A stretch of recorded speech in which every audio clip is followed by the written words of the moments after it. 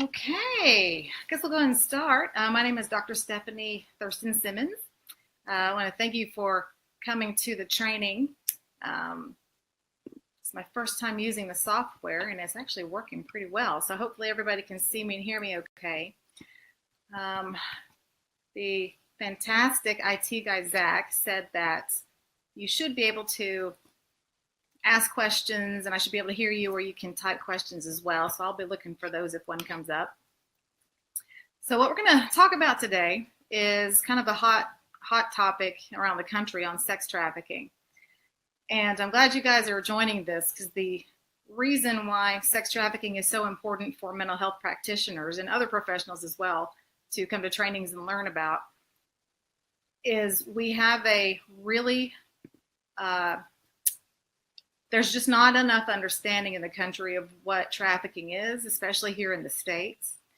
And no doubt you all in your professions are running across trafficking victims and you don't know it. Oftentimes they don't even know that they're trafficking victims themselves.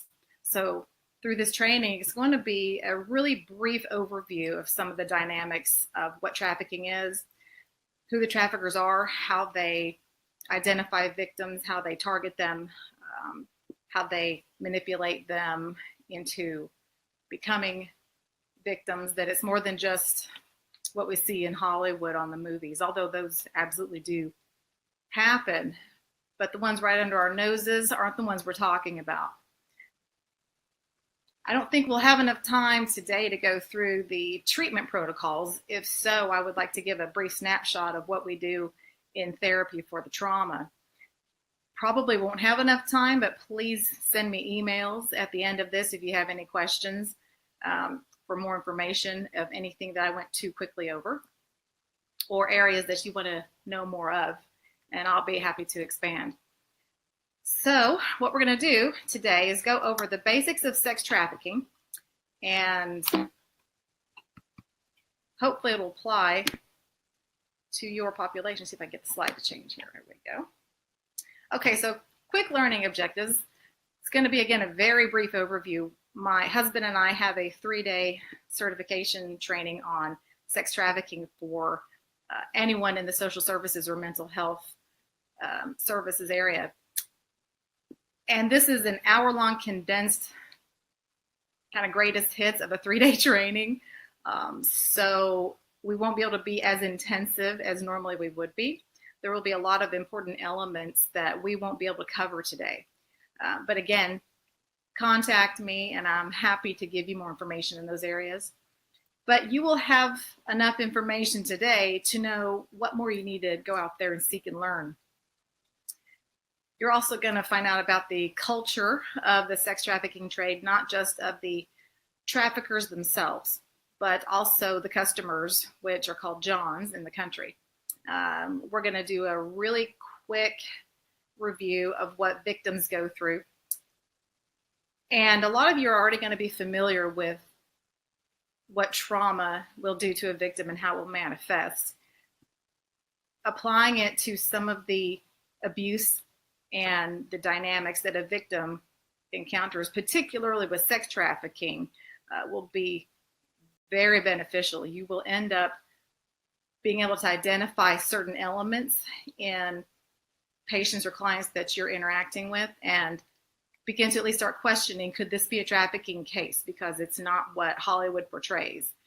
And I will, from time to time after trainings, have people send me emails with questions with someone they're working with, help with maybe analysis or profiling or evaluations on to find out, is this a trafficking case? Is this someone that is fabricating the situations? Please contact me. My husband as well, his name is Brian. We're very open to walking people through, if this is a trafficking case, how to intervene, how to identify it, and if it's not, what you need to do about that as well. So what is human trafficking? It's a big buzzword. We hear a lot about it in our culture. We have preconceived notions of what trafficking is, but there actually is federal statutes and international law that has given us a standardized definition. When you hear human trafficking, it's routinely referenced as the modern day version of slavery. And that's in fact what it is. It is very much slavery. And it's not a metaphor that we are adopting from the past with, say, the 1800s or early in our culture, in our African American slave trade, or it's actually fitting the international domestic definitions of slavery. And when we think of sex trafficking, we don't consider it as slavery. And therefore, we're not applying the same level of respect for it. We're not applying civil liberties to it. We're not applying, really, the laws and statutes are trying to catch up to what we already apply to standardized slavery. Sex trafficking is a little behind the scenes. If you look at the second bullet point, this is the standard definition. This is the highlights of the standard international and domestic definition of what trafficking is. It's the act of recruiting, harboring, transporting, providing or obtaining a person for compelled labor on commercial sex acts through the use of force, fraud, or coercion. Force, fraud, and coercion are the keys there. One of the things that makes sex trafficking difficult is to identify the force, fraud, or the coercion, particularly in this country, and we'll be going through that in depth with why. So, reviewing the problem of sex trafficking. When you hear the term human trafficking, there are many different forms of trafficking. You've got labor trafficking, you've got domestic servitude, there's many different types of trafficking, but sex trafficking is one of those components. Sex trafficking also has its own special statutes and definitions that makes it prosecutable in its own right that would be separate from, say, domestic servitude or forced marriages, labor trafficking. The tricky thing with sex trafficking is you may have someone that is being sex trafficked, but also labor trafficked. If you have someone that was taken against their will or, say, sold by a family member to another country to basically become the housemaid, they may actually have to perform sexual acts as well. So they would fit in two different types of trafficking scenarios there. When we're researching sex trafficking and trying to get the statistics on it, the numbers are very skewed because these victims don't identify themselves. Oftentimes, if they're from another country, they don't have the ability to reach out to anyone or communicate effectively. And they fit different categories, so they may be misplaced in the statistics. Sex trafficking, human trafficking is global. It affects every single country, every single community. In America, we typically think it's something that happens overseas, that it's something that happens in Europe or something in the Middle East with ISIS, and it certainly does. I can tell you my husband and I work both domestically and internationally with sex trafficking cases, both in the rescue and the restoration piece. And the types of the types of trafficking, the different organizations that are doing the trafficking, the way they obtain their victims, the way they treat their victims, the types of trauma they experience, cultural differences. It can vary depending on where you are in the world and who the trafficker is, which leads us to the American problem is that we think ISIS, we think Iraq, we think of Liam Neeson movies. We don't realize that they are, in America, 90% of prostitution are trafficking victims. And if you actually look at the research and the statistics, we could honestly say about 100% of prostitution is in fact a trafficking case. 90% are active prostitutes that are under the current trafficking Romeo pimps in America, and we'll go through the different types here in a little bit. 10% of those are called renegades, and those are usually prostitutes who have been able to escape their pimp, and now they basically are in business for themselves. They work themselves. But at some point in time, they were in fact under the control of a pimp or an organized crime, and were trafficked at that point. So when you are arresting, prosecuting, treating for rehabilitation, any prostitute at all, it's imperative that you view them as a trafficking victim, which is the point of this training, is to be able to change the dominant discourse and the attitudes of how we view prostitution in America versus trafficking victims internationally. There is an absolute direct connection between the commercial trade and sex trafficking. Commercial trade would be anything whereby you are trading goods, services, goods or money for sexual services. So if we look at the world of pornography, if we look at strip clubs, anything along those lines, it is incredibly connected to the underground world of sex trafficking. In fact, a lot of the trafficking victims are working in different types of sex trades, different types of sex industries at the same time. And often the ones that are running the sex businesses are traffickers. They are running the sex trafficking behind the scenes. Trafficking is an absolute organized crime. There are different types of what's called facilitators that are involved in the trafficking scenario. You may have, say, a pimp that's working solo, but he also has what's called facilitators that help him obtain his prostitutes, help him sell his prostitutes, help him set up the hotels, help him exchange the money, help him advertise them online. Anybody at all that's involved in the selling of another human for sex is considered a facilitator in the area of sex trafficking.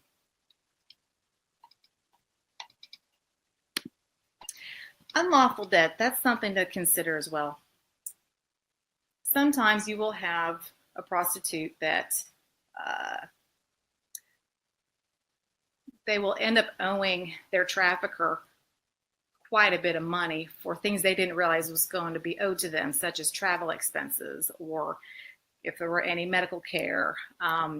When we have international trafficking and they come to what's called a destination country, the country where they're going to stay, and America is one of the main destination countries, they will be surprised to find out not only are they going to be sex trafficked, but now they owe their trafficker the reimbursement for the travel expenses, for any kind of identification that they had to have, for any kind of medical evaluation, or room and board. Sometimes the traffickers fabricate debt and make them pay. So there's really no way out of this. All the trafficker has to do once that debt is paid is just add to it, come up with another reason why they owe them more money. And it's this continuing, unending cycle where they can't ever pay their debt off and they're stuck with that trafficker.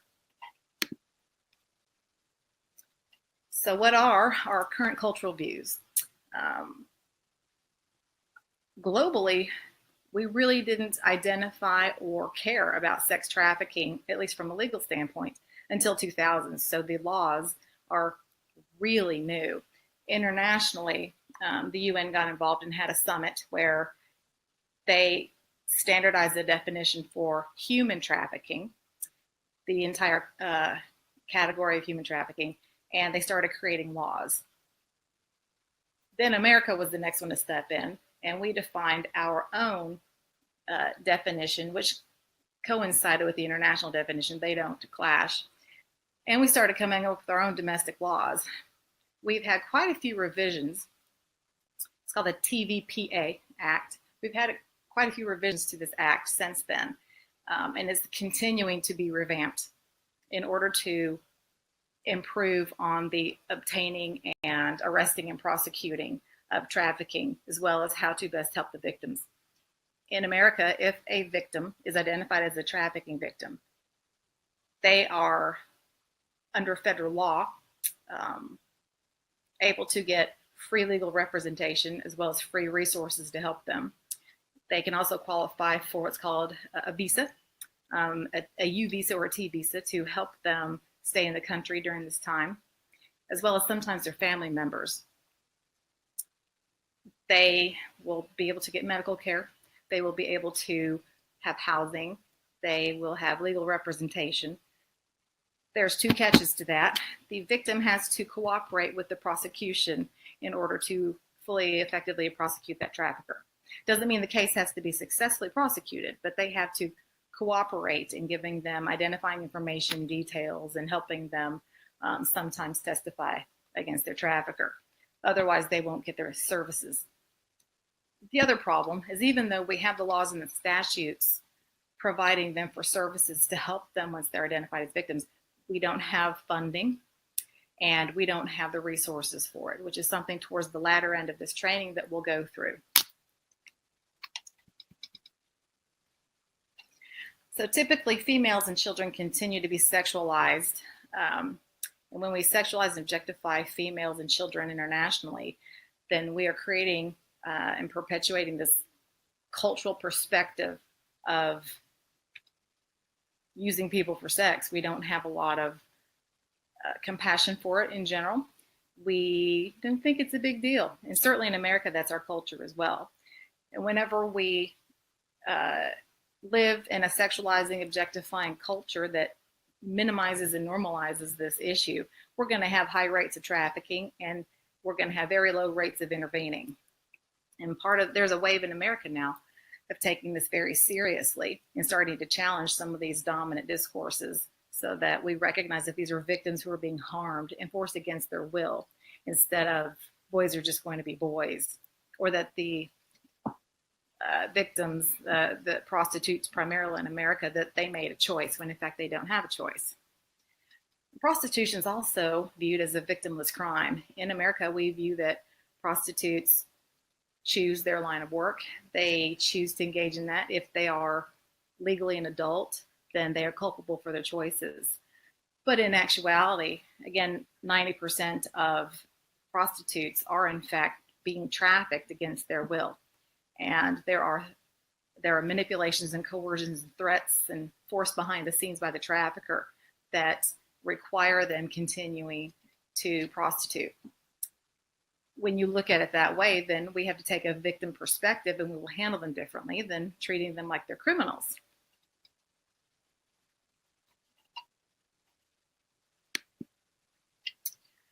So again, some of our cultural views. In America, the model that we follow when we are trying to address sex trafficking we're looking at a supply versus demand model. And there's 4 different models internationally. There are some research on these models. There's not a whole lot of research to see which one's more effective. But in America, we prosecute both the trafficker and the victim, especially prostitutes. The Nordic model in Sweden, they show the most effectiveness empirically for having a positive impact in lowering sex trafficking. And what they do is they go straight for the Johns. That is the model that some states, I live in Texas, and right now in my county, we are trying to push that in the Dallas-Fort Worth area. We are trying to implement that thinking as well. We don't have the laws that back it up, however. But the thinking is, if you attack the demand, then you're going to lower the supply. Currently, however, we're attacking the supply. The more prostitutes we arrest, get them off the streets, then perhaps we won't have any customers. But it's actually the polar opposite. There is a continual stream of available victims for traffickers. If one gets arrested, if one dies, if they sell one, they just go get more. And that's where a lot of the coercion and the kidnapping occurs. So statistically, the best shot is go after the customer base. If you have no customers, you won't need the supply. And again, empirically, it shows to be effective, but there's not a whole lot of research going on this, so it's still fairly new. When we address prostitutes like they are a criminal instead of a trafficking victim, we're creating a host of re-victimizing problems for them. Not only are we treating them like a criminal when in fact they are a forced trafficking victim, we are arresting them, we are charging them, we're prosecuting them, they're getting misdemeanor or felony charges and records, jail time sometimes. Now they have criminal history. Now they can't get jobs. They can't get loans to go to school. They are stigmatized. And the very approach we're taking, treating them like criminals, puts them right back into the re-victimized system that they're in. They will have no resources, and the only thing they can do is go back into the sex industry. So it's a vicious cycle for us. If they, in fact, are able to be freed and they go back to their homes, they go back to their communities, many times we see this generally overseas with cultural differences, but we do see it here in the States. Many times they have a stigma. Their families will reject them. Their villages will reject them. So not only will they go through this horrible trauma of being a sex trafficking victim, they will be rejected and shamed and judged for the very trafficking that they were forced to do in the first place. So they just get set up for failure. My husband and I, we travel to Iraq, and we work with the refugees in the refugee camps that have been trafficked by ISIS. We are involved with an organization that will do the rescue and recovery for them. And we are currently building and implementing a long-term trauma program. And they're the main victims of ISIS, at least in the region that we're in Iraq, are the Yazidis, and they are a tribal bunch.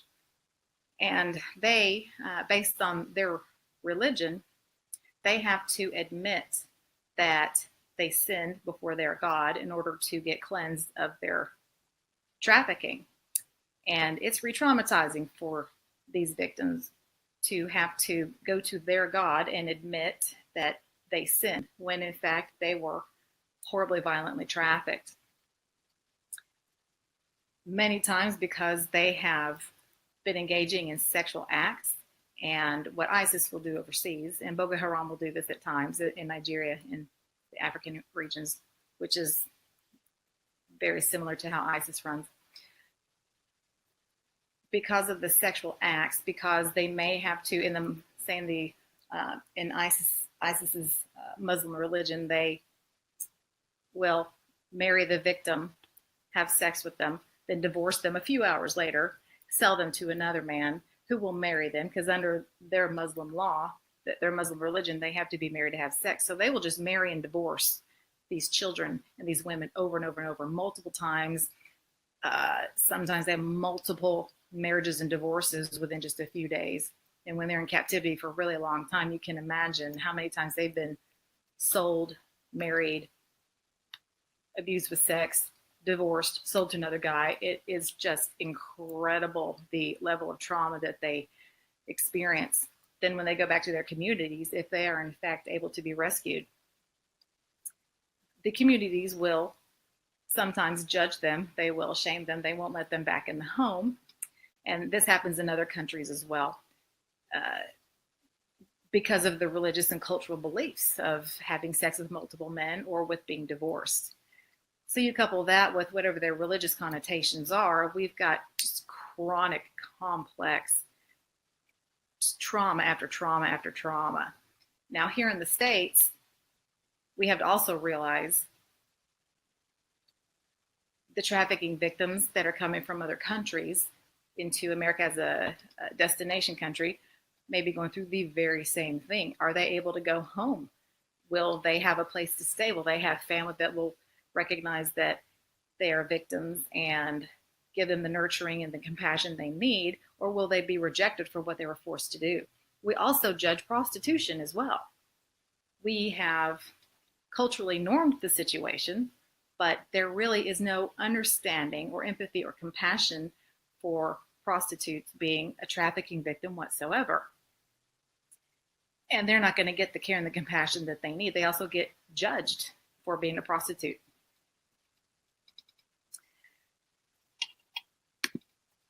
We're going to skip through some of this just because there's so many slides. There's no way we'll get through all of it. We're going to hit some of the highlights again. And if any of you want this PowerPoint, I'm happy to give it to you. at the end of this. Just please feel free to email me when I send it right to you. So some important terms to learn, especially for social service providers or mental health practitioners.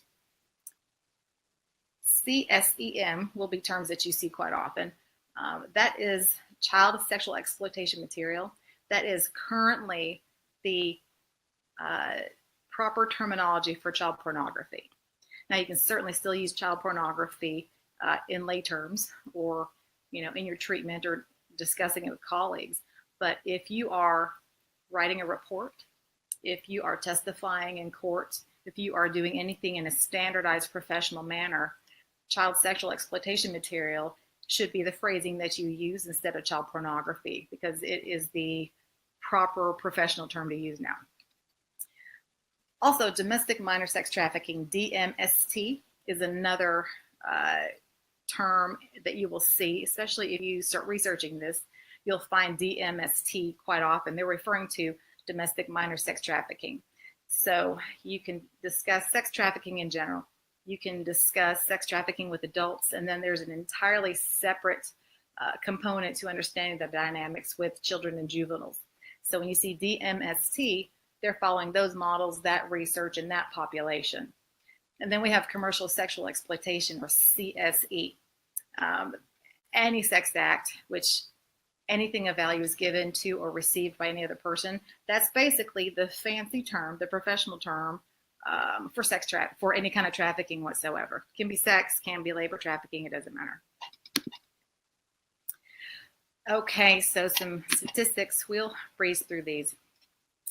The main thing I wanted you to know about the statistics is we don't know. There is such a dearth of research on sex trafficking in particular. We typically have much better statistical understanding internationally than we do in America, primarily because America doesn't really see that we have sex trafficking victims.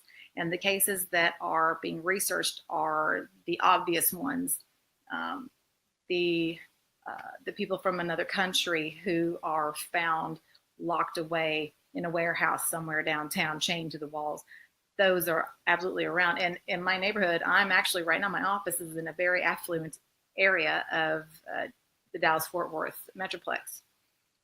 I can get in my car and I can drive about,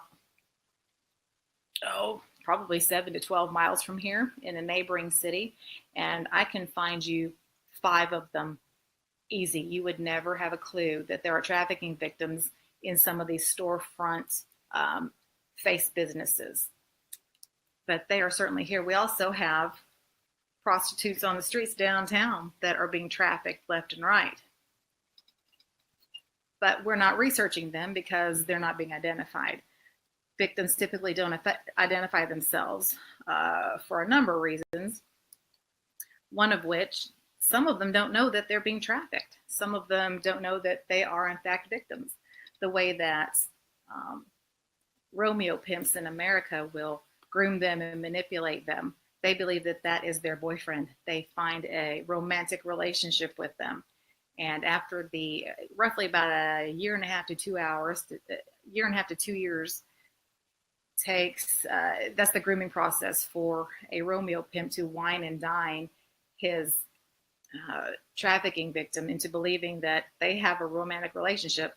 And sometimes they will get married. Sometimes they will have children together. Sometimes they start living together. And he slowly, surely starts controlling her dynamics. He starts having full access to the money in the bank accounts. He will have full access to the cars. Everything will be in his name. They often will socially isolate them as well. Sometimes they'll use drugs and alcohol to get them hooked so that they stay dependent on that guy. And that guy will start threatening family, start threatening friends. They get control over their medical care, whatever it might be. Sometimes even legally, they will have their victim engage in other illegal activities, such as drug running or driving in the getaway car or whatever they can to remove themselves from the crime and pin it on the trafficking victim. And they start using legal threats against them. They will have information to use against them in courts. they'll do whatever they need to keep that trafficking victim stuck to them and continue to sell them for sex. So they're not readily going to go to a therapist and say, I've been a trafficking victim. They're not going to go to the ER because a John or a pimp beat them up and tell them exactly what's going on. Usually we find them in rehab because they get drug addicted or alcohol addicted, not only because the pimp is using substances to control them, but they have to numb out the pain they're going through.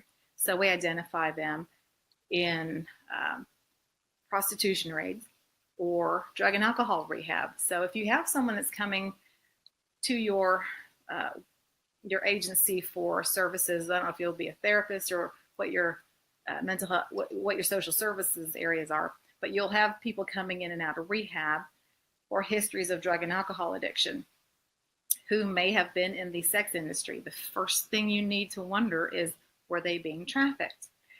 And you also need to also assume they might not realize that they were being trafficked or they're currently being trafficked, and they might not volunteer that information. But further training on sex trafficking will help you further identify exactly what trafficking is, be able to pick up on the signs and the cues, be able to assess them properly, and sundry trauma issues. I work with sexual abuse, I work with sex offenders, I work with sex addiction, infidelity, I work with marriage and family, trauma spectrum, and everything else in between. And routinely, I will have someone not realize that they were in fact a trafficking victim until I start explaining it to them. And it is amazing how far they start going in treatment once they realize what has been happening to them. But at this point, we don't have a whole lot of research on this population. We also don't have the theories and the models effectively to treat sex trafficking victims. We do have very, very bona fide, standardized, effective trauma treatment models. And a lot of mental health professionals in particular that work with trauma aren't familiar with these models. They haven't heard them. They haven't been exposed to what's called the TIC model, or trauma-informed care. It's imperative that you start learning, getting trained in TIC, as well as treatment models under the TIC model. And they're very empirically supported and protected. Here in our office, one of the main ones we do is EMDR, eye movement desensitization reprocessing. There's also other models as well that are standardized. However, there are a lot of mental health professionals who are doing trauma work without the full understanding of trauma from a neurophysiological perspective. We have to look at how trauma is directly affected in the brain's wiring, as well as how the body's learning to react to the central nervous system. It is a key component. It is the foundational principles for working with trauma. And so there are a lot of social service providers, physicians, mental health professionals that are doing the best they can with the standard treatment models that they learn in graduate school, finding themselves be very stuck in the treatment, finding themselves just helping the victim maintain whenever they'll get triggered and abreact or go through depression or anxiety or whatever the situations are, because there's just so much that a standard treatment model can do. If you start working on the trauma being wired from a neurophysiological perspective, you can absolutely heal. And in fact, the bona fide treatment models, EMDR in particular, can undo a PTSD diagnosis. It is the most effective, more than a lot of the other treatment models, medication management, and you can heal the brain's responses to trauma triggers. And they're not fitting the diagnosis anymore. It's amazing. And some of the other bona fide treatments will show the same effectiveness. So if you are a social service provider, a mental health provider, or even medical for that matter, and you are providing care for trauma, you're giving trauma care, be sure that you are getting yourself trained in the TIC model, trauma-informed care, and that you become very familiar with the trauma treatment models. And when you do, it'll change your career, and you will need to get full training and certifications for many of them. But it is absolutely imperative that trauma clients, particularly sexual trafficking trauma clients, have the most effective, empirically supported, standardized treatment we know that works. And if any of you need information on that, I have it briefly in this PowerPoint. Please send me an email and I will happily guide you to some of that as well.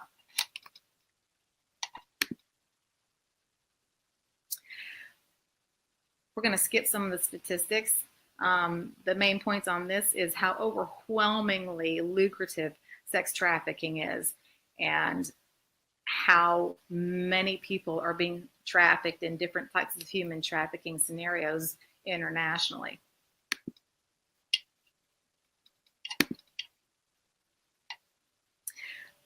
In America, the main thing to remember is it takes about 48 hours on average for a runaway who just hits the streets to be approached by a trafficker.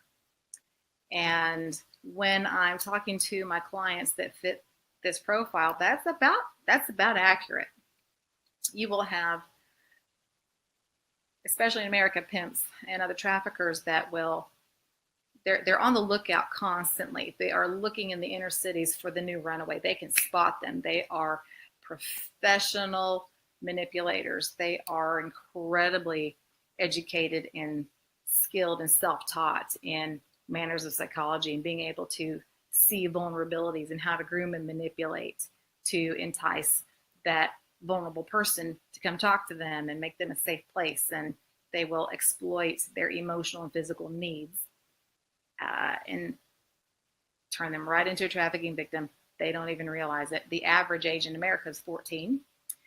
The other thing to also realize is when you do research and study on this in America, and you see that you have the runaway population, the LGBTQ population, you will have the standardized risk factors for what's going to make someone a trafficking victim. Those are changing. Those are still very much at play, but traffickers are now starting to move into more of your suburban, affluent neighborhoods. They're not just staying in the inner cities looking for the trafficking victim that's run away. They are finding children. They're usually a family member, a nephew or a niece who might be in junior high or high school, and they're planting them in the school. And they are having them befriend a child at school that might be vulnerable. And when that child becomes their friend, they will bring them into their home, hang out, play, whatever it might be. And then that trafficker moves in, befriends them, and starts trafficking them right there in suburbia America. We're seeing this here in my hometown. Statistically, it's not too many because they're not being identified, but they are happening.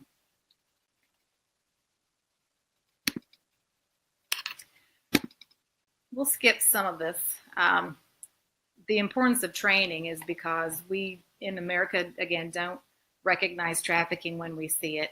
We don't have the training for the medical professionals. We don't have it for the mental health professionals. We don't have it for attorneys and judges who are prosecuting these cases. We don't have it for clergymen. We don't have the research to even know what we're doing, for that matter. I'm going to skip through some of this. Snapshot of the different types of trafficking. If you look at this list, you will have sex trafficking victims that will fall into more than one category, which again makes the research and the statistics a little skewed. I have organ harvesting on here because I won't say it's new, but it's newly identified where we're starting to talk about it. We see this a lot in the Middle East. Organ harvesting is where you basically traffic victims for their organs and you sell them on the black market. Some of the victims live, some of them don't. Main targeted industries. Again, if you like the PowerPoints, I'm happy to send it to you. There are oftentimes trafficking situations happening in the restaurants that you're going to just in your own hometown, or in the storefront shop that your dry cleaners or something, and you don't know that it's happening in the back. we'll briefly run through traffickers, facilitators, and Johns. And I realize we started about 10 minutes late, so I'm happy to keep going once the hour is up. So any of you that want to continue hanging in there with me, please do. If not, please feel free to go and contact me for the information later. We have 8 standardized trafficking models. All of these models we see globally, and they're all in America. Most of these are what we see on Hollywood, the violent ones, the ones that will kidnap you. They will, within the first 2 to 4 hours, they will drug you. They will rape the victims. They will beat them. They will do what they need to put them into submission and start trafficking them immediately. The Romeo pimps are the main one again here in America. If you study the different types of trafficking models, and again, this information comes from the organization we work with who will do the rescue missions. And this information isn't really publicly accessed, but I can tell you some more details about these. And if you know some of the details about how how the Chinese do their trafficking differently than how the Balkans do theirs, they will have different grooming mechanisms. They'll have different ways to contain the victims. You know, this one will beat them. This one will drug them. You'll be able to know what your victim went through if you can identify which organized crime your victim was working from. Sometimes the victims will tell you details, and you'll be able to know which organized crime was trafficking them, just the different types of abuse and behaviors that they were putting them through. Again, we have little to no research on the traffickers because they're not going to identify themselves. Facilitators as well. It's anybody whatsoever that's involved in helping this happen. Even the clerk that's checking you into the hotel room, for that matter. With the methods for the victim, we're talking about recruitment and containment. Recruitment is how are they obtaining these victims, and containment is how are they keeping them there. These will vary depending on the trafficking organization. It can be very manipulative and very romantically grooming, like the Romeo pimps. It can also be very violent, where they will drug them and sexually assault them and make them submit immediately. The way they recruit here in America, primarily with the Romeo pimps, is the slow manipulation, the forming of that very fake romantic relationship. And once the victim is bonded to them and also dependent on them, oftentimes they're living together now, and he might be paying all the bills, he will immediately start requiring her to service men for sex. If she says no, he begins the beatings, he begins the torture, he begins the threats, he begins restricting her basic needs. And this victim becomes trauma bonded. And if you don't know the concept of trauma bonding, it's one of those terms that I encourage you to do some research and study on, because that's what trauma victims have when it's been in a relationship abuse situation, is trauma bonding. And we have a hard time understanding the level of their trauma without knowing this concept. It's very common to see in domestic abuse models. And interestingly, a lot of the domestic abuse models and research can be applied to sex trafficking as well because of the mental manipulation. Skip through some of this. They will recruit them anywhere. They will find them on the streets as runaways. They will use their vulnerabilities for basic needs. They'll give them food. They'll give them places to stay. The internet is very intricate in how they find victims. They will ghost them online. Ghosting means they are watching them and learning about them and finding details about where they live, where do they go to school, do they have parents that monitor them, are they sexually active, anything that they can to contact them, start a conversation, start an online relationship, and eventually gradually get that offline to where they're talking on the phone or they're texting on their own cell phones, not just through the website, eventually to meet. 3 stages of control. Firstly, they will put them in extreme survival conditions. You see this a lot with what's called the guerrilla pimps. The guerrilla pimps are the more violent ones. They are going to be directly violent. They are not going to be as manipulative and sly as the Romeo pimps. They take total control and immediately start torturing and terrorizing the victims into a one-down submissive position. Second stage is physical exhaustion. They will keep them awake. They will make them service customers multiple times a night. They will have to meet a quota, and eventually they're sleep deprived. They aren't able to eat. They can barely function, and when our body starts breaking down, we're not able to fight back, and we end up in a learned helplessness position. And then third is the control and the isolation. There's multiple ways that they control and isolate them, but across the board, they will control the money. They will take the victim's identification papers. They take their passports. They take their driver's licenses. They take anything they can that identifies them. So if they try to escape or they try to seek help from a policeman and say they have no identification on them. They also will isolate them, keep them locked up in a building where they have no ability to escape. Sometimes it's under gunpoint where they're watched 24/7. Sometimes they will create conflict with their family members and their friends so they don't have anybody they can go to. Sometimes they travel them internationally. So they're in a new country. They don't know the language. They don't know where they are. It is very common for them to change the locations multiple times. It throws the victim off. They never know where they are. They have no way to outcry, and it's harder to locate them as well. How do you desensitize the victims? One of the main ways they do, beyond threats and violence and drugs and alcohol, is you start introducing them into the sex community. They will use pornography to introduce them into sex. They will teach them how to become very sexualized and how to flirt and how to groom themselves for customers. They basically influence them and mold them into very sexualized beings on how to perform the best sex acts. Let's get through some of this.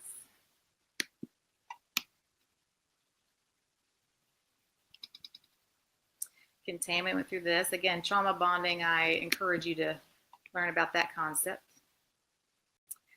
3 levels of pimps here in America. The media pimps are the ones that typically they're pretty affluent. They have a lot of control in TV and in the film industry. They might be magazine moguls. They wine and dine politicians. The business pimps are the ones that are going to own the strip clubs. They're the ones that are going to own the storefronts that are servicing sex behind the scenes. They typically tend to be local guys. Then you got your street pimps. Those are the ones that we see, on MTV. And they're usually small organizations. They might have 2 to 5 prostitutes, whereas the other ones might have multiple, if not hundreds, that they're running. With trafficking and technology, the main thing to learn here is how important the internet is in maintaining the trafficking industry. They will locate their victims online. They will use pornography. They will use the internet to advertise them. They also use the internet to set up the sexual opportunities, the appointments, so to speak.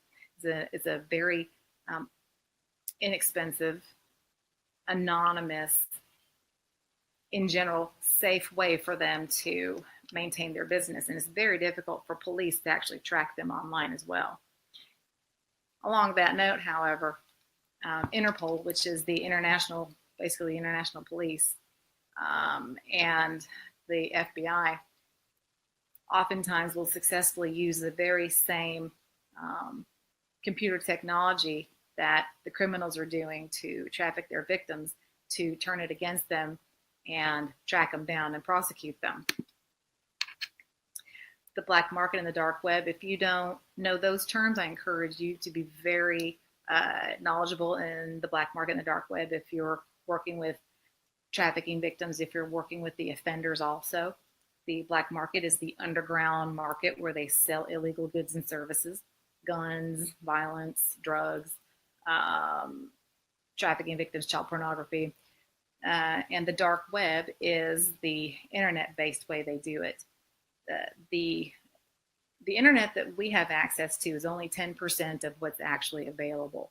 The dark web is the 90%. And with the dark web, it's everything that is hidden online. You have to have special servers and browsers called Tor or Onion to access what's in the dark web. And once you get in the dark web, it is a bad place. Everything under the sun illegal is happening there. Organ trafficking, you name it, is on there. But the dark web is where people are finding victims, particularly pedophilia rings, where they are looking for children to go into sex slavery. They will find children, they'll find pornography, they'll purchase them there. They will create online pedophilia rings. They will organize international travel to meet them. It's called sex tourism. So the black market and the dark web is something I would also encourage you to become familiar with. The Johns are the ones that drive the demand for trafficking. If we attack the Johns, we have a better chance of attacking the supply force. Why do Johns typically buy sex? Again, we have very little research. Of the research we have on prostitution alone, roughly 99% of the research on Johns come from prostitutes and what they report, usually when they're arrested or if they're in rehab and someone's running research. So the Johns themselves are not being identified. 1% of them comes from Johns, and those are typically the ones that are arrested and in treatment, and data is getting gathered from them. But by and large, they're not identifying themselves, so they're certainly not going to be available for research. So what we do know really is not indicative of the population, but they typically have very poor social skills. They can have very low self-esteem. They can be very much on the entitlement, narcissistic spectrum. They typically can have very happy, stable marriages. Many of them, if you look at the very small statistics we have, they typically are middle-aged, highly educated, highly successful white men. And they will seek sex when they have a healthy sex life with their wives, or at least their paramours. They will seek prostitution for the variety. Maybe their partner won't participate in sex acts that they're interested in, so they will find a trafficking victim to do instead. Many of them are interested in extremely deviant sexual behaviors, and they have to hide it from culture. It's not culturally acceptable. So they will purchase prostitutes to do that. And the kinkier it is, the more money that the traffickers make. If someone, say, is a sadist and they want to beat or rape, or even snuff films, they want to rape and murder the victim. If they want to simulate a murder scene, if they have a particularly freaky or deviant or violent fetish, then the traffickers will increase the rate and they'll pay it. And so it can be very, very lucrative. Johns typically are sexually compulsive. They will fit more of the sex addiction treatment protocol. They will fit some of the criminality protocols. They also can have the personality disorders, up to some of the psychopathy features if they are into some of the really deviant paraphilias, but not necessarily so. Sometimes they're the college kid who can't get a girlfriend. So you'll see varying heterogeneous factors with Johns. So you don't want to assume they're a psychopath. You don't want to assume that they have some crazy paraphilia, or that which are sexual arousal disorders in the DSM, or that they can't get a girlfriend. But you do want to know enough to start asking questions just in case. And pornography definitely drives their sexual desires and their impulses. Pass through some of this. Typologies, again, this is from very limited research on Johns. You have the user. Those are the most common ones. Those are the ones just out for themselves. They reduce the trafficking victim to a sex object. They're nothing more than just a sex toy to them, and they're just in it for their own personal gain. They don't care one bit about that person. They don't view them as victims. In fact, they usually have a very entitled belief that the trafficking victim wanted it and that they're not hurting anybody. Then you have what's called the hobbyist. Those are the ones that typically are the more educated, financially stable men. Those are the ones, you'll see some narcissism with this population. They can get it and they want it, so why not? They have power, they have status, they might have community standing, and there's nothing telling them no.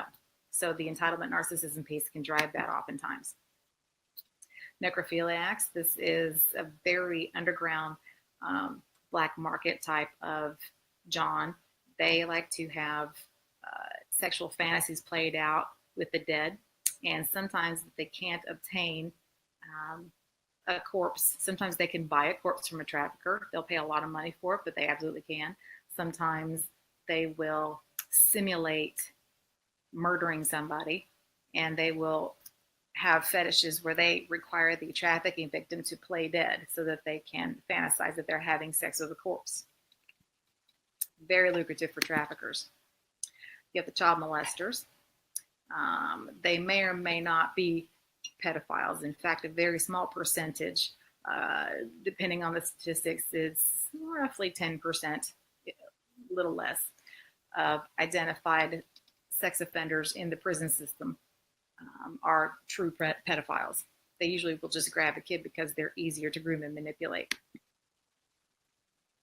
You have the sadist. That is someone that enjoys playing out sexual fantasies with violence, shame, and or humiliation or pain to the victim during sex. Also very lucrative for traffickers. And then you have the trauma impact on the victims. Again, they go unidentified for multiple reasons. They have no way of escaping the trafficker to go seek help. They're taught not to trust police. They're taught to not trust medical or social service professionals. They're trauma bonded, so they will go back to their abuser. And they oftentimes don't know that they are being trafficked or that they're being sexually abused. Daily experiences, you name it, they will have rape, beatings. They'll go hungry if they don't meet their money quota for the day, or they will have a quota of how many times they have to post themselves online on different websites a day. Then they're not allowed to sleep. They're not allowed to eat until those quotas are met. If the John has sex, then it's over, and then the John doesn't pay them or he steals their money, they're still responsible to come up with that money to meet their quota by the end of the day. You can see with the physical torture that they incur, not just from the traffickers themselves, but also from the Johns that will abuse them and oftentimes torture them. The psychological trauma is unbelievable. Traffickers oftentimes will mark their trafficking victims so that they can identify them as theirs, just like we would cattle. They will tattoo them, or they will brand them or do certain things to identify them on their body that this belongs to this organized crime or this trafficker. That's very, very common. There's actually a nonprofit organization here in Texas that will pay for a tattoo for a rescued trafficking victim to cover up the tattoo or the branding or the burn or whatever it might be that they incurred while they were being trafficked. It's a way to help them cover it up and make something anew, and they will pay for it. You can imagine the social trauma that these victims go through. Not only do they not know how to have healthy relationships, their trauma is going to affect that. They have criminal records. They don't know how to function in a healthy way. They get stigmatized when they go home. You can imagine every physical illness and injury possible, STDs and forced abortions and gynecological issues are very, very common. In fact, overseas, we see this a lot in Iraq. The trafficking victims that are rescued will have internal damage, genitalia damage from the torture that they encountered. And they might, if they're lucky, have a general medical practitioner that will give them a good once over. But there's no obstetrics, there's no OB-GYN available for them. It's not even considered. I was the first one to mention it in Iraq, at least in the area we were in. They hadn't even considered it. And they will have infections, they will have painful sex. They will have just chronic pain because of injuries. They will have forced abortions. They'll have everything you can think, and they don't have a doctor that helps them with that, and no one's talking to them about it. And of course, we will see the emotional damage with the trauma that they're going to have. Moral injury is also another concept for you to be familiar with. Moral injury, we hear that concept with military, but you can also apply it to trauma victims when they feel completely self-traumatized for the choices that they made.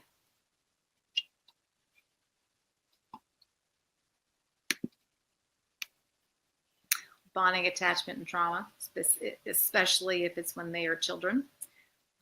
They will have difficulties with attaching and bonding to other people. So that is imperative to address in trauma. And we can address that. Dan Siegel, Segal, is the current expert in bonding attachment issues and how to heal that. And I encourage you to read his publications, go to his webinars, YouTube him. It's fantastic information. But trauma treatment, a big part of trauma treatment is the rapport and the safe relationship that a therapist builds with that client is conducive to healing a lot of the bonding and the attachment. They learn from that safe relationship how to bond and attach to someone else. Now, it takes quite a while sometimes, but they absolutely can heal that. In fact, Alan Shore, Shoer, I believe, I never can spell his name right. He's also an expert in the field in bonding and attachment and the effects of childhood trauma on development. And he talks extensively about the number one tool that therapists have to heal people is the therapeutic rapport and using that relationship to teach them how to bond and attach. And then how do we treat them? How do we rehabilitate them? They have a host of needs. They need somewhere to go. They need a case planner. They need some way to stay safe because that trafficker is going to come find them. They oftentimes have to be hidden. They will need translators. They won't know the language. They're going to need help with their family if they have family available. They're going to need long-term help as well. And that's where we fall short. When we give them help and resources, it's usually on a very short-term basis. They're going to need it long-term. So if you're signing up to work with a trafficking victim, this is going to be a long-term commitment. A lot of people will get into helping trafficking because it's impassioned and it's morally and ethically abhorrent, and it provokes our emotional reactions. We want to go help. And then we get in there and we realize that it's a long road. It's incredibly difficult work, and there's really no trained professionals. There's no protocol internationally, at least there's no funding to keep it going. And if you're going to sign up for it, absolutely go with how it's passionately drawing you. But realize this is going to be a long-term commitment, because when we get in there and we start helping them, and then we bail on them a couple weeks later, or say maybe we give them 2 or 3 months, they're re-traumatized and they're abandoned again. They need long-term assistance to rebuild their lives from scratch, not just their basic needs, but also their education, their ability to hold down a job, and absolutely the trauma work. One of the factors we have in the refugee camps in Iraq is after ISIS has destroyed everything, they have no homes, they have no jobs. There's not only is there an inability to get education, but there's no jobs to go to once they do get educated. They have no economic process whatsoever, and they're sitting in their dilapidated, paltry tents, sitting in their trauma, stewing on all of the PTSD, and the suicide rates are very, very high. Self-injury rates are very, very high. So part of their overall treatment is you have to, when I say built from scratch, I mean they've got to learn how to form a community. They have to create just basic infrastructure of communal properties. They have to have people they interact with. They have to have something to do during the day. They have to have a purpose. We hear that so many times. They don't have a purpose. They're missing their purpose. The men struggle because they don't have a way to support their family. They have incredible amounts of depression and suicidality with that as well. So it's more than just going in there and helping them with their trauma treatment. We've got to scale it way back and start from the very beginning and give them a reason to just wake up in the morning. The problem with giving them services is always funding. There just isn't there. There aren't enough housing available. There aren't enough physicians available. There aren't enough legal services available. Even though the federal statute provides it for them, we don't have the funding to give it to them. And the ones that are around are primarily ministry-based that are going to be nonprofit and donation-based. Therapy needs. I know that we have run over. It's time to wrap up the training, but the therapy needs are extensive, and it starts with bona fide standardized trauma treatment that actually is effective and works. Anything is better than nothing. If you're going to do full healing, you need to get trained in the actual standardized protocol, and they can get healed. There are particular ways you have to work with the trauma victim that are different than your average, for the sex trauma victims, especially the trafficking ones. There's particular ways that you have to form a rapport and bond with them and interact with them that is different than other types of trauma victims. I encourage you to go through trainings. My husband and I go through that with our trainings as well. There aren't resources for this. There aren't books on this. There aren't YouTube videos on this. This is from professionals that are in the trenches working with them, learning it from the street smarts. But they usually will have multiple diagnoses. But if you work with trauma and you have an understanding of neurophysiology, we know that these are just different labels for different types of manifestation of the same neural networking that's kicking on. And so you take a trauma-informed approach. You come at it, you understand them and view them from a trauma lens. And when you do that, then you will take on the effective trauma approaches. And it's a huge shift that we're having culturally in the social services and mental health services field now, is and medical as well, coming at everything from a TIC approach, and it's wonderful. This slide shows you the treatment models, which I can send you information on if you'd like.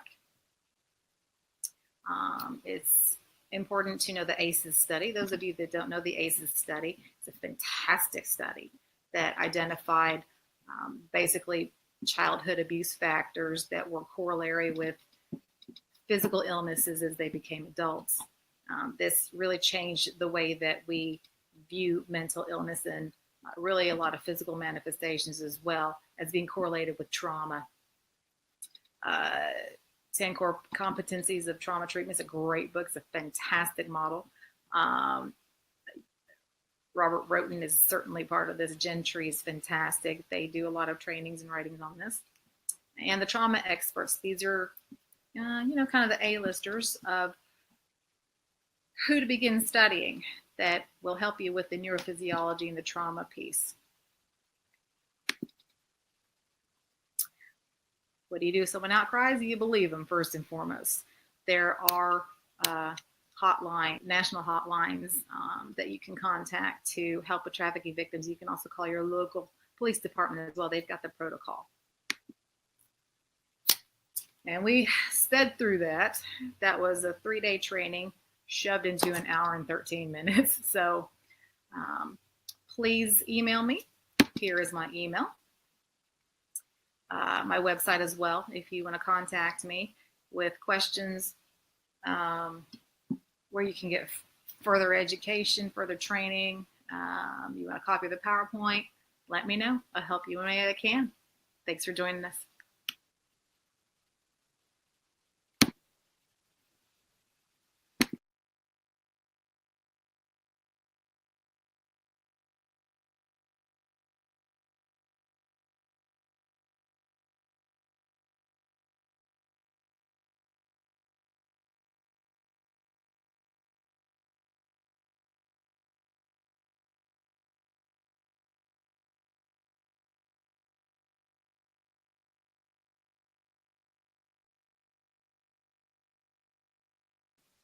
One more quick thing, I'm going to start looking at your messages now, and if you're still online, I will sit here and answer them as long as you need me to. Thanks. In fact, why don't I just do it verbally so everybody can hear.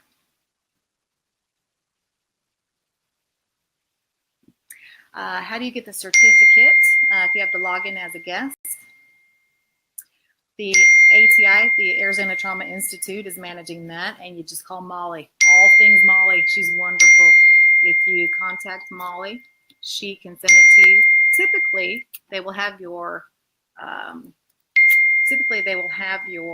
contact information, and they will send you how to obtain your certification. But please contact Molly. If you need her contact, I'm happy to give it to you. That's a good question. One question, Jennifer says, how would I answer when someone asks the difference between trafficking victim and prostitute? I would say they're the same thing, hands down, the very same thing. And then I would go into explaining to them what trafficking is and how a trafficking victim has no choice.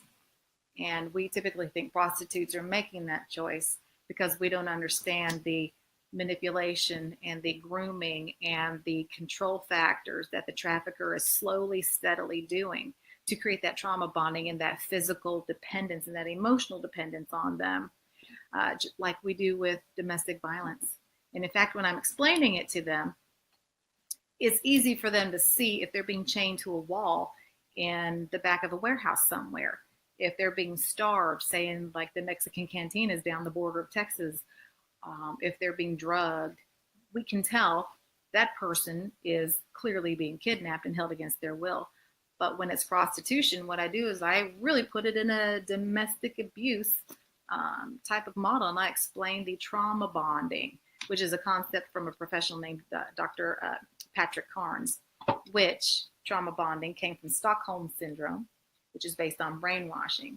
And it really only takes me about 3 to 5 minutes to put it in very basic concepts, and no one ever questions it. That was an excellent question.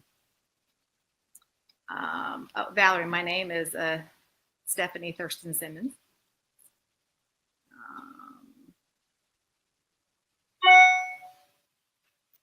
All right, someone has answered that the ATI will send you information on how to get your documents. My email's on the screen, and it will be on the presentation if you'd like it sent to you.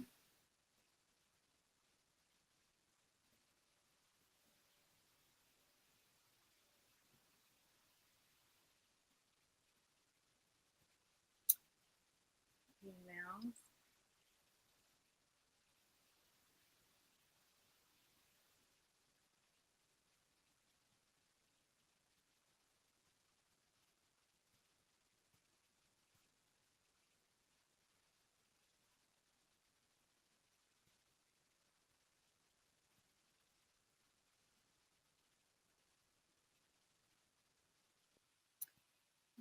Most of this is technical issues.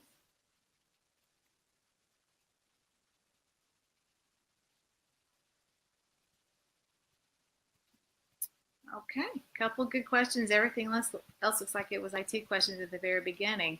So those of you hanging in, thank you so much. I love explaining and training on trafficking because it's my passion.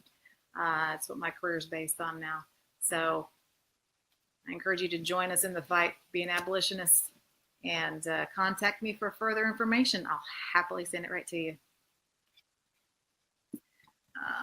Nikia says, definitely would like to have more information pertaining to treatment.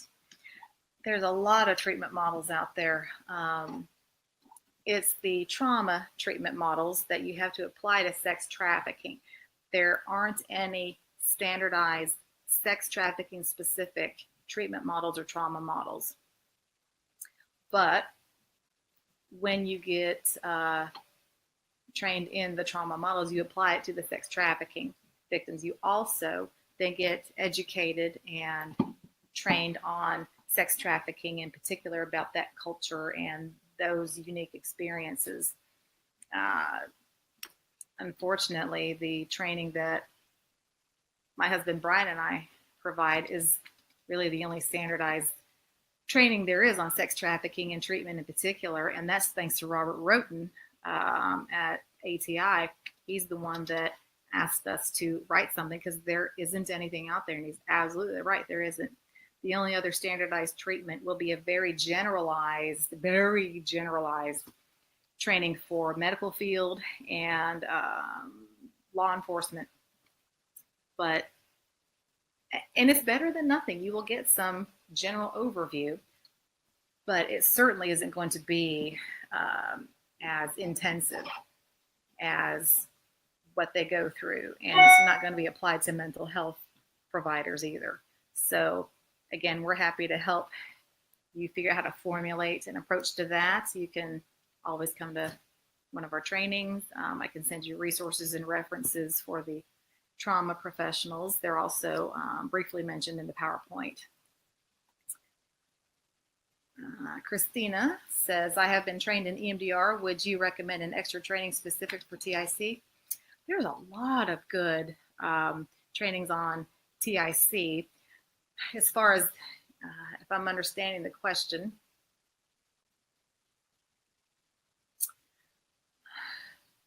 I can't really think of one. I'd have to ask maybe if Robert Roten is familiar with one for specific TIC models for sex trafficking. Now, when you will read references or see, webinars or podcasts and things on sex trafficking, they will mention TIC. It's kind of the standardized model now for working with anything of trauma. But as far as specific training for TIC with sex trafficking, I don't know of any.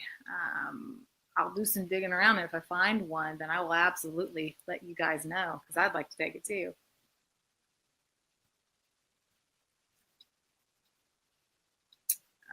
Okay, looks like that's all the questions. Again, thank you for coming. Please feel free to email me anytime.